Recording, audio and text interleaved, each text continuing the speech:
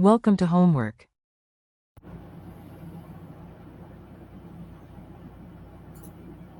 Okay, so I've got an alkene,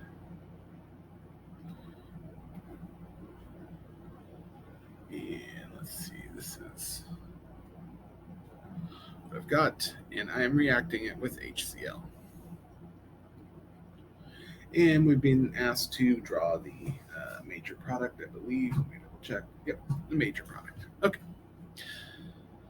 so let's consider that we've got some options, right? So the first step in these kind of reactions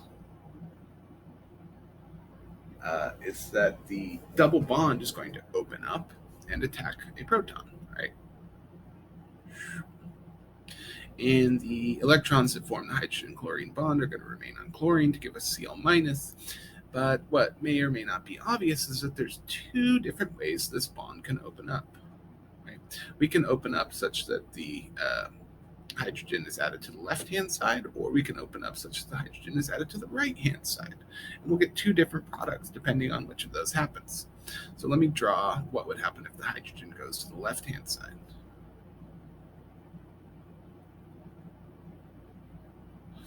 And if it goes to the right-hand side.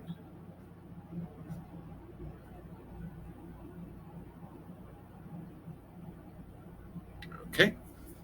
Right. So those are our options. Which of these do you think is more likely? Well, I'm going to argue that it's the one on the left. And the reason for that is that we know that this is a secondary carbocation because this carbon has two bonds to carbon, whereas this is only a primary carbocation because it only has one bond to carbon.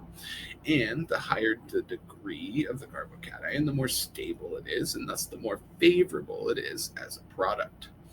So we don't have to worry about this because it's not as favorable. So this is what we're going to end up with. Now there's one little tricky bit here. This secondary carbocation neighbors a tertiary carbon. And when we see secondary carbocations that neighbor tertiary carbons, we get what's called hydride migration.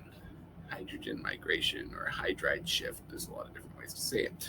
Point is that this hydrogen and its electrons will actually migrate over to the secondary carbocation, which will mean that the hydrogen and the carbocation switch places and give us the more stable tertiary carbocation.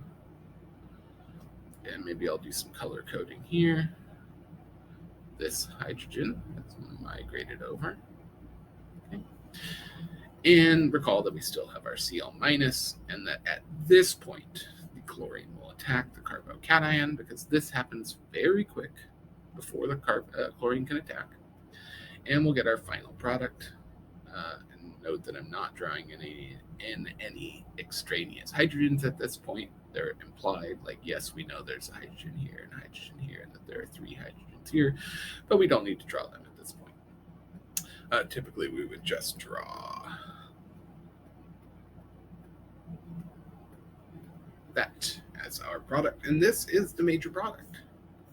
Yeah, it's not immediately obvious when you look at this that we're going to end up with anything here, but if we follow this reaction through and put the carbocation on the correct side, we'll see that the carbocation neighbors a tertiary carbon, and that when a carbocation neighbors a tertiary carbocation, we often see the transfer of hydrogens to give us tertiary carbocations, and then chlorine attacks them and gets us the product in question.